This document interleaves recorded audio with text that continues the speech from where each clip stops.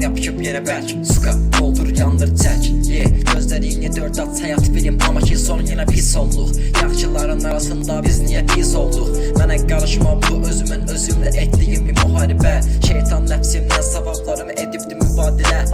Bədənim özünə yer tapa bilmir Kainat arasında oldum didərgin Ən sadə hallarda belə oluram gərgin Ruhum bədbin, ruhum bədbin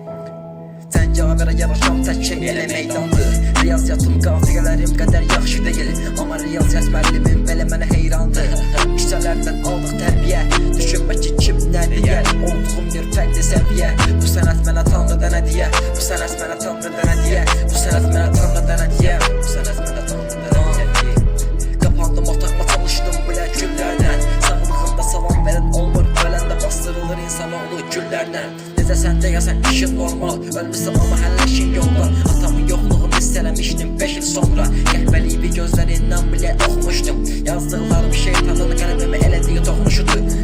Bədənimi parçaladım Gözlərim qan sanağı Gözlərim qan sanağı